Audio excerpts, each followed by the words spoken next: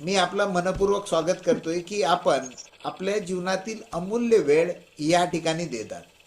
म्हणजे मला दिसतंय की तुम्ही तुमच्या बाळाला झोके देतात, सोबत ऑनलाईन मध्ये या मीटिंग मध्ये सहभागी झालात, घरातीलही सुद्धा इतर सकाळची कामं तुम्ही आटोपली असतील, सोबत तुम्ही कृषीताई म्हणून तुमच्या गावातील इतर लोकांना या महाविस्तार या तंत्रज्ञानाबद्दल सांगताय. नक्कीच महिलांनी जर ठरवलं तरच ही आपल्या गावामध्ये सुंदर काम होणार आहे.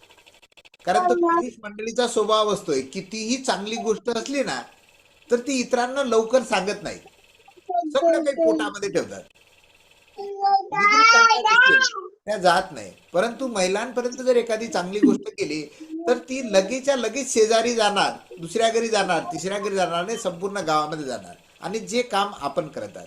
तर मी आपल्याला विनंती करतोय, प्रथम आपला परिचय द्या, आपण कधी ही महाविस्तार ॲप डाउनलोड केली ते सांगा, आणि आपण काय काम करतात याच्याबाबत ते पण सांगू शकता. सर्व सदस्यांना माझा नमस्कार. मी वैशाली धर्मेंद्र वानखडे. मी विशाखा समूहाची अध्यक्ष आहे आणि गावामध्ये ग्रामपंचायत मधून माझी निवड कृषीताई म्हणून झालेली आहे.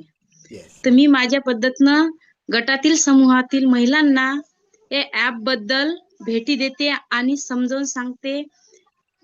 खूपच अवघड आहे सर. जर 10 महिला असल्या, मोबाईल त्यांचा मोबाईल राहते, त्यांना एवढं अवघड आहे समजावून सांगणं की खूपच. काही महिला तर अशा आहात की नाही घरच्यांना विचारू द्या ऍप डाउनलोड करायचं, तेव्हा मी तुझ्याजवळ मोबाईल देतो आणि तेव्हा तू ऍप डाउनलोड करून दे. राईट. तर अशा प्रकारचे असं ऍप डाउनलोड करायचा हा प्रचार चालू आहे गावामध्ये. येस, तुम्ही हा जो प्रचार करताय, तुम्ही सांगताय की खरोखर कठीण आहे, कारण मोबाईलमध्ये एखादी नवीन गोष्ट आणणं, डाउनलोड करणं, आज एक ऑनलाईनचे युग आहे, कुठं फसवेगिरी सुद्धा होऊ शकते, आणि म्हणून साहजिक आहे हो. आपण ती काळजी घेतोय. परंतु हे महाविस्तार हे ॲप आपल्या मोबाईलसाठी सुरक्षित आहे, यामध्ये चुकीची माहिती पण नाही आहे. आता हे काम करताना तुम्हाला काय जाणवतं, म्हणजे तुम्हाला ते जेव्हा ते ॲप डाउनलोड करतात किंवा तुम्ही या गोष्टीचा काही फायदा घेतला असेल तर तुम्हाला काय नेमका फायदा झाला किंवा इतरांना काय फायदा होताना दिसतोय ज्यामुळे तुम्ही हे काम करता? इतरांना असा फायदा होते सर, शेतकऱ्यांसाठी तर हे ऍप खूपच चांगलं आहे. म्हणजे आपल्या घरपोच आपण आपल्या मोबाईलवर सर्व शेतीची माहिती घेऊ शकतो. आपल्याला सर्व माहिती मिळू शकते. त्यातून नाही तर काही जर अर्ज भरायचे असले तर आपण या ऍपद्वारे घरून भरू शकतो. तर शिकलेल्या ज्या महिला राहतात ना सर, तर त्यांना समजून सांगण्यात सोपं जाते. बरोबर. पण जे आता काही कमी वर्गातले शिकलेले आहेत तर त्यांना थोडं अवघड जाते, तर त्यांच्या घरच्यांची भेट घ्यावी लागते. बरोबर. राईट. तुम्ही सांगताय तसं खरोखर ही खूप महत्त्वाची गोष्ट आहे. सुरुवातीला अडचण जाईल, परंतु तुमच्यासारख्या महिला योद्धा असल्यामुळे नक्कीच मी म्हणतो की घराघरामध्ये प्रत्येक महिलेपर्यंत हे ॲप जाणार, आणि एकदा का अंघोळणी पडलं किंवा मग मात्र सोयीचं होईल. अर्धं काम झालं की बाकीचे ॲटोमॅटिक ॲप डाउनलोड होतील, कारण हा एक विश्वास राहतो.